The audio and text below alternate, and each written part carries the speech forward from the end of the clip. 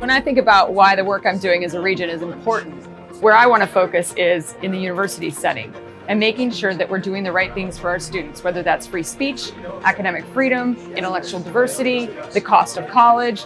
All of those things are very important to me, as well as learning civics, learning how our government works, learning why I believe in the American dream and why I believe it's the only system that's ever worked or will work to create opportunity for all of us.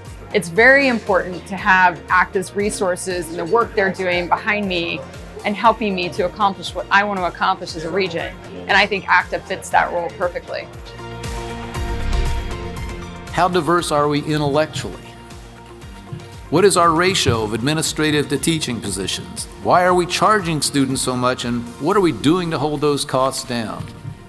And incidentally, can you prove to me that they're learning anything for all that money?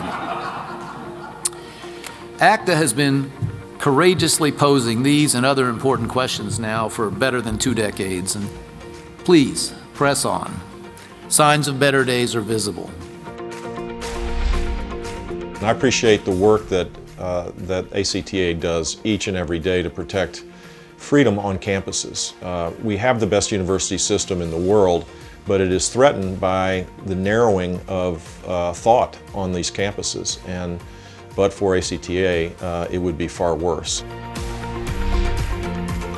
The biggest thing that concerns me right now is just this whole business about microaggressions and safe spaces and trigger warnings and all that, because if you have that going on, then it's very, very difficult for people to be able to express themselves freely. I think ACTA does a really, really great job of highlighting that issue as being a problem and then helping to prepare people to combat that problem. We have these safe spaces now on campuses. You can go hide essentially from words or people or points of view that would be offensive to your, cause you to be uncomfortable, as though we are kindergarten children. I think the most important thing, ACTA's doing so many important things, but the core curriculum would address some of the foundational principles that would make this free speech suppression not only ridiculous, but deeply offensive, profoundly offensive, and disqualifying for proper citizenship, really. Today's students are going to be tomorrow's leaders. And the process of higher education is the process through which they're exposed to different ideas. So it is the job of organizations like ACTA to hold schools accountable, to make sure that schools understand that those students are there to learn. And without groups like ACTA, who's going to step in when a university steps out of line, when a university decides that your science credit is covered by a chemistry of cooking class, and you're depriving that student of knowledge, you're depriving that student of the ability to be exposed to something new, to have a basic foundation in a wide variety of areas. To be on a university board with the chance of improving education has got to be the most powerful opportunity to affect real change in your state that I can imagine. For me, ACTA was incredibly valuable.